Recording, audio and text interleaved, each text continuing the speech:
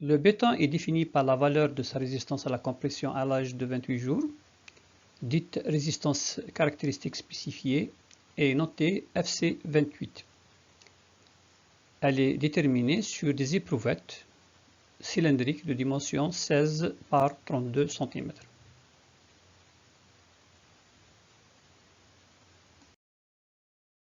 Cet exemple illustre un essai de compression réalisé sur une éprouvette cylindrique.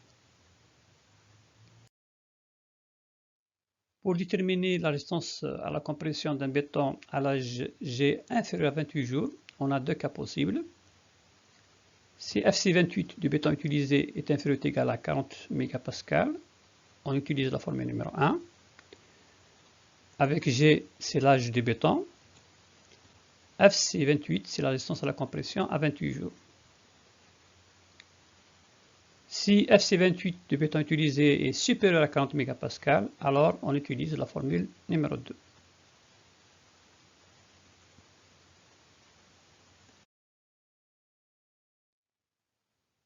Soit un béton dont FC28 est égal à 25 MPa, déterminer la résistance à la compression au jour G est égal à 7 jours.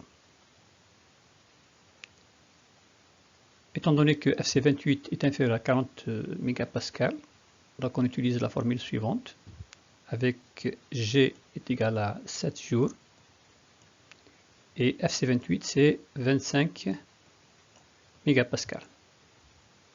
Après calcul, on trouve FC7 est égal à 16,6 MPa.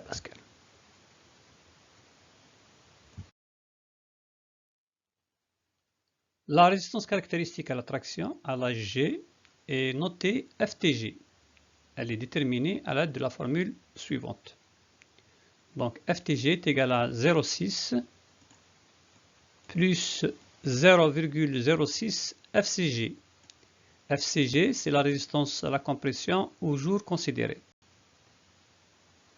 Note FTG et FCG sont exprimés en mégapascal, newton sur millimètre carré.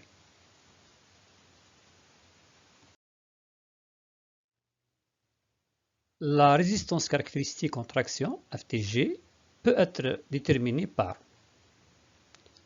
l'essai de traction par flexion ou bien l'essai de fondage, essai brésilien. Application. Soit un béton avec FC28 est égal à 25 MPa. Déterminer la résistance à la traction au jour G est égal à 28 jours. Donc déterminer FT28. Nous avons la formule suivante avec G est égal à 28. Donc FT28 est égal à 0,6 plus 0,06 FC28. Après calcul, on trouve FT28 est égal à 2,1 MPa.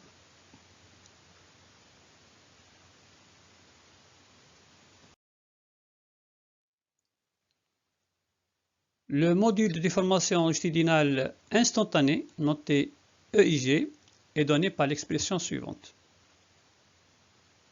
Avec FCG, c'est la résistance à la compression au jour considéré. Le module de déformation longitudinale déféré, noté EVG, est donné par l'expression suivante.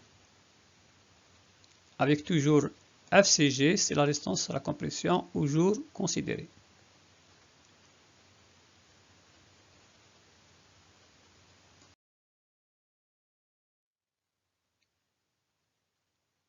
Soit un béton avec FC28 est égal à 25 MPa. Déterminer le module de déformation longitudinale instantanée et le module de déformation longitudinale déféré. Le module de déformation longitudinale instantanée est donné par l'expression suivante. Avec FCG, c'est FC28. Après calcul, on trouve 32 164,2 MPa.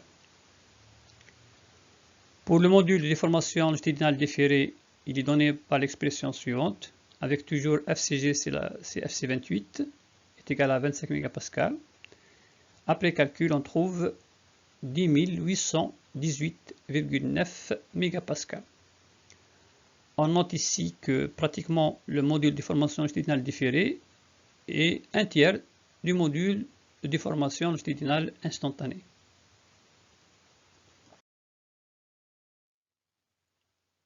Le diagramme caractéristique contrainte déformation de béton a l'allure schématisée sur la figure dite parabole rectangle.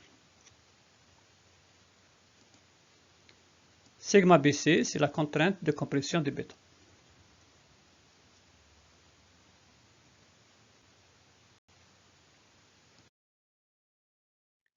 La contrainte de compression est donnée par la formule suivante. FCG, c'est la résistance à la compression au jour considéré. Θ est un coefficient qui prend en considération la durée de combinaison. Donc, est égal à 1 si cette combinaison dure plus de 24 heures. Sinon, 0,9 si t est limité entre 1 heure et 24 heures. Sinon, c'est 0,85 si t est inférieur à 1 heure. Gamma B est un coefficient de sécurité qui prend la valeur 1,5 en situation courante et 1,15 en situation accidentelle. En état limite de service, la contrainte de compression du béton sera limitée dans les calculs à 0,6 FCG. Jusqu'à cette valeur, le diagramme des contraintes peut être assimilé à une droite.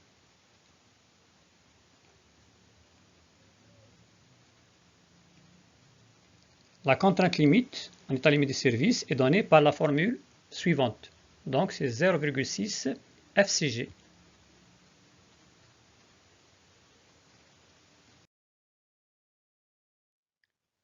On considère un béton dont FC28 est égal à 25 mégapascales. Déterminer la contrainte de compression en état limite ultime et en état limite de service. Tracer le diagramme contrainte déformation en état limite ultime et état limite de service. La contrainte de compression en état limite ultime est donnée par l'expression suivante. FCG est égal à 25 mégapascales. Θ est égal à 1. Gamma B est égal à 1,5. Coefficient de sécurité. Après calcul, on trouve sigma BC est égal à 14,2 mégapascales. En état limite de service, la contrainte de compression est limitée à la valeur 0,6 FCG. FCG, c'est 25 mégapascales. Après calcul, on trouve 15 mégapascales. Diagramme contrainte déformation en état limite ultime. Diagramme contrainte déformation en état limite de service.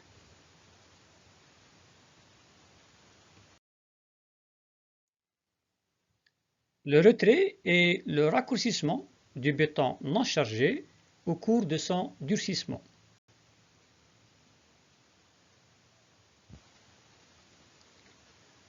À défaut de résultats expérimentaux, le retrait final εr est donné par les valeurs forfaitaires suivantes.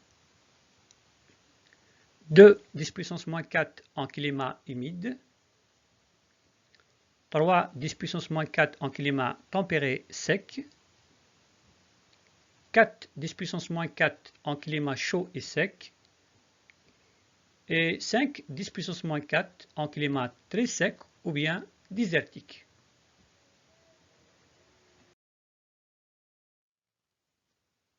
Le fluage correspond à une déformation croissante dans le temps sous contrainte constante. Donc, c'est une déformation d'un béton soumis à une charge constante.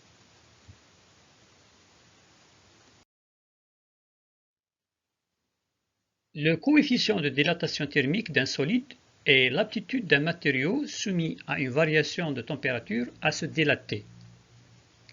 À défaut de résultats expérimentaux, le coefficient de dilatation thermique d'un béton est près égal à 10 puissance moins 5 par degré C.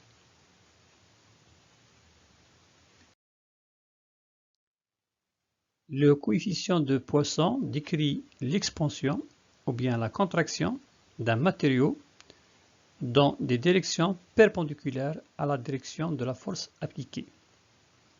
Si je prends l'exemple d'une expansion, donc si on a une éprouvette initiale dont les dimensions sont A et L, après l'application d'une traction, on va retrouver une éprouvette allongée dont les dimensions sont L plus delta L. Delta L, c'est l'allongement, et A moins delta A. Delta A, c'est le raccourcissement. Le coefficient de Poisson est défini comme étant la déformation transversale par rapport à la déformation longitudinale. On prend le coefficient de Poisson est égal à 0 pour le calcul des sollicitations en état limite ultime et est égal à 0,2 pour le calcul des déformations en état limite de service.